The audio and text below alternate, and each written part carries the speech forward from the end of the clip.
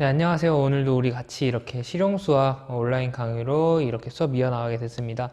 우리 이렇게 이제 앞으로 두 강의 온라인 수업으로 해가지고 우리 시험 범위 마지막까지 우리 같이 할 테니까 여러분들 그 나눠준 유인물, 여러분들 나눠준 그 프린트물 보면서 같이 여러분 공부하고 또 오늘 수업할 내용이랑 다음에 수업할 내용까지 이렇게 시험 범위에 들어가니까 잘 집중해서 듣고 시험 잘 이렇게 풀고 좋은 결과 얻길 바랄게요.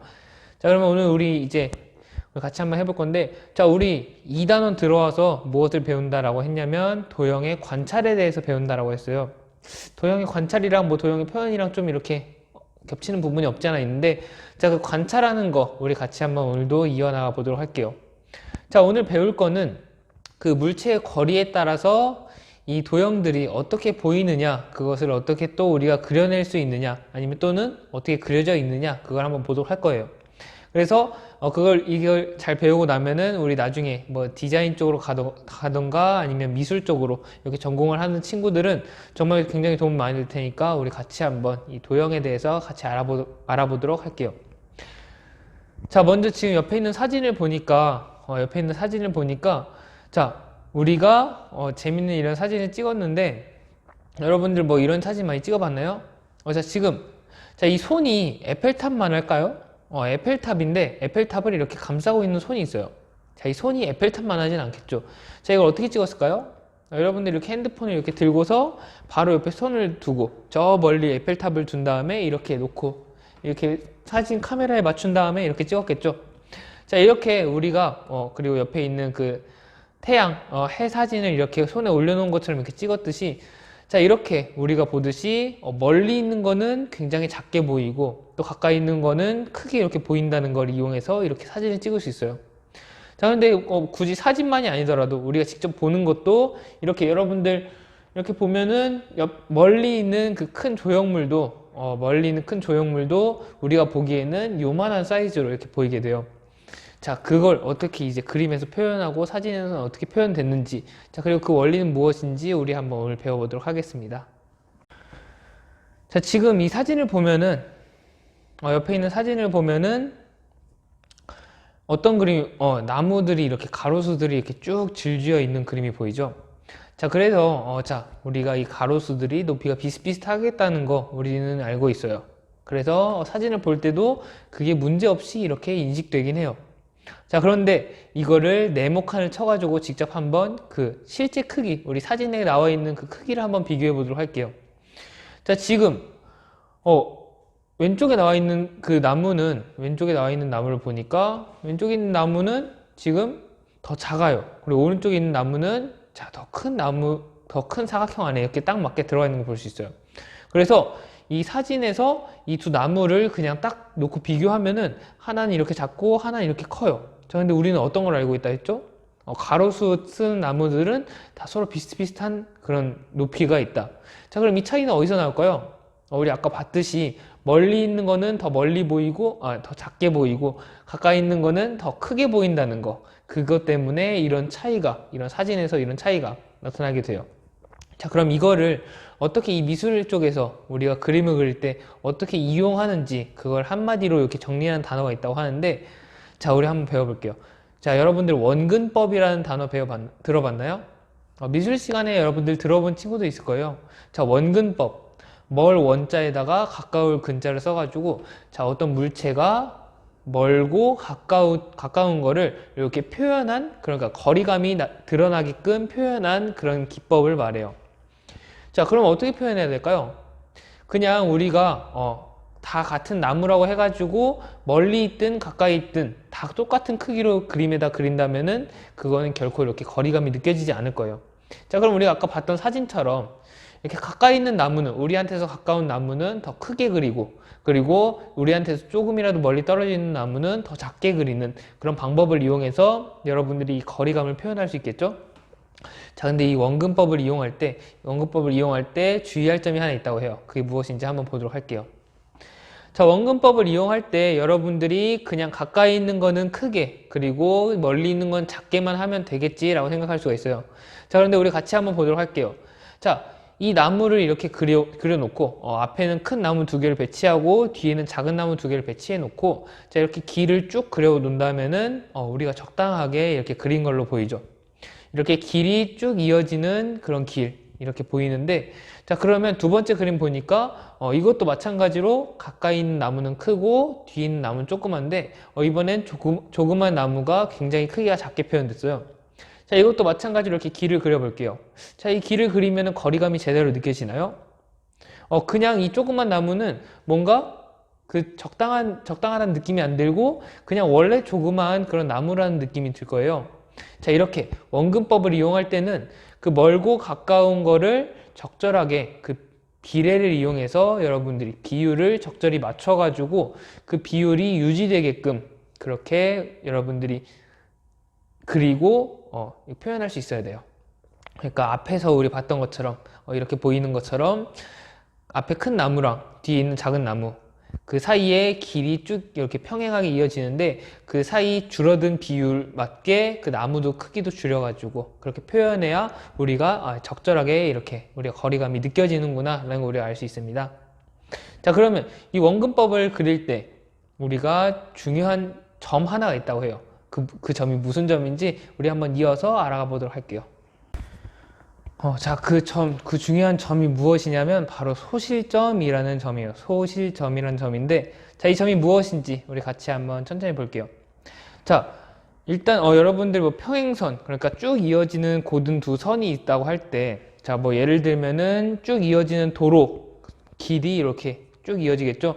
자, 이런 두 선이 이렇게 이어지는데 쭉 이어질 거예요. 서로 만나지 않고. 자, 쭉 이어지는데, 자, 이대로 표현하면은 거리감이 전혀 느껴지지가 않아요. 자, 그래서 어떻게 표현하냐면, 자, 원근법에서 우리가 아까 봤듯이 가까이 있는 거는 더 크게, 그리고 멀리 있는 건 더 작게 이렇게 표현돼야 된다 했죠. 그래서 가까이 있는 부분은 더 넓게, 그리고 멀리 있는 부분은 이렇게 좁아지게 표현을 하면 돼요. 이렇게 표현을 해주면은 두 길이 점점 이렇게 모이면서 거리감이 느껴지게 돼요. 자, 근데 여기서 평행선이라고 했었는데, 자, 평행선은 원래는 만나지 않지만, 이렇게 거리감이 느껴지는 사진이나 그림을 보면은, 자, 얘네들 쭉 이어주면은, 만나게 되겠죠? 자, 이렇게 모이니까. 자, 만나게 될 텐데, 바로 이 모이는 이 점을 우리가 소실점이라는 이름으로 불러요. 같이 이렇게, 원래는 평행한 그 부분인데, 거리감을 나타내기 위해서 우리가 이렇게 원근법을 적용하니까, 만나는 점이 생기더라. 이 만나는 점을 소실점이다 라고 한다. 그래서 우리 같이 한번 몇 가지 선생님이 거리감이 되게 잘 느껴지는 그런 사진들 그리고 그림들 몇 개 준비했으니까 그것들 보면서 소실점 찾아보고 소실점의 개념이 무엇인지 알아가 보도록 할게요. 자, 지금 첫 번째 그림을 보니까 이렇게 거리감이 엄청 잘 느껴져요. 저 부분에 여기 가까이 있고 저 부분은 멀리 있고 쫙 이렇게 빨려 들어가는 듯한 느낌이 드는 그런 그림이죠. 자, 근데 지금 보니까 이렇게 한쪽으로 몰리는 그런 부분이 딱 보일 거예요, 여러분들. 그림 보면 딱 보일 건데, 자, 그럼 같이 한번 보도록 할게요. 자, 여기서 소실점을 어떻게 찾냐면은, 자, 우리가 아까 평행선을 쭉 이어서 한 점을 찾았던 것처럼 여러분들 여기서 찾을 수 있는 그 선을 이렇게 쭉 그어주면 돼요. 원래는 이렇게 일자일 그 선을. 자, 지금 선을 그어보니까 이렇게 그 의자의 끝부분, 그 끝부분도 이렇게 쭉 이어질 거고, 그리고 반대쪽 부분도 이어질 거고, 그리고 천장에 있는 그 쭉 이어지는 일직선 무늬도 이렇게 하나의 선으로 이렇게 나타나겠죠? 자, 얘네들을 다 이어놓고 보니까, 자, 어때요? 자, 이 파란 선들이 다 한 점으로 모이는 걸 볼 수 있어요. 그래서, 이 그림에서는 소실점이 이렇게 그림의 가운데에 있구나, 이렇게 표현하고 찾을 수 있구나라는 걸 우리가 알 수 있어요. 자, 그럼 다음 그림 보도록 할게요. 자, 다음 그림은 자, 비슷해요. 비슷해. 자, 건물 그림인데 우리 같이 한번 소실점을 한번 찾아볼게요. 소실점을 찾기 위해서 아까처럼 쭉 이어지는 선이 될 부분을 이렇게 이어놓고 보니까 한쪽에 이렇게 나타나요. 자, 그런데 이쪽 한쪽만 이렇게 되겠죠? 그래서 다른 쪽을 한번 해보니까 다른 쪽을 또 이어보니까 여기도 하나로 모이는 점이 생겨요. 그래가지고 이 그림에서는 바로 이렇게 모이는 점이 두 개구나. 그래서 소실점이 두 개라고 이렇게 찾을 수 있어요. 그러니까 여러분들 여기서 짚고 넘어갈 건 소실점이 두 개도 된다라는 거. 그리고 지금 보니까 원래 그림에서 소실점이 밖으로 삐져나가 있어요. 한쪽은 아예 이 화면에서도 표시가 되지 않을 정도로 이렇게 소실점이 바깥쪽에 나타나 있는데, 자, 이렇게 소실점은 바로 그 화면 안에만 있는 것이 아니라 바깥에도 존재할 수 있다는 거 여러분들이 짚고 가면 좋을 것 같아요.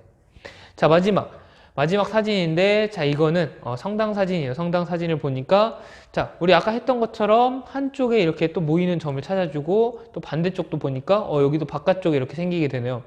자, 근데 여기서 한 가지 더 찾을 수 있어요. 한 가지 더 어디서 찾을 수 있냐면, 자, 바로 이렇게 위쪽으로 선을 그어 보니까 위쪽도 이렇게 천천히 모이긴 하지만 어찌됐든 이렇게 하나로 모이고 있는 그런 선을 볼 수가 있어요.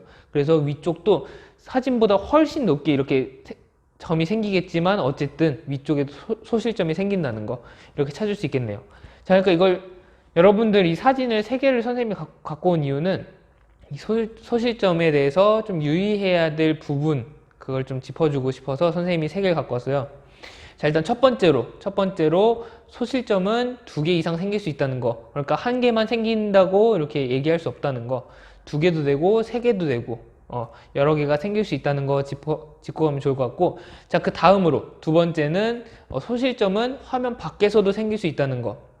맨 첫 번째 사진은 이렇게 화면 안쪽에 생겼지만 다른 것들은 이렇게 화면 바깥쪽에 생긴 것도 볼 수 있었죠. 이렇게 하나로 모이는 점, 그 소실점은 화면 밖에도 생길 수 있다는 거, 이렇게 2가지 특징도 짚어놓고 가면 좋을 것 같아요. 자, 우리 오늘 이렇게 같이 원근법이라는 거, 그리고 원근법에 대해서 알아봤어요. 원근법이 뭐라고 했죠?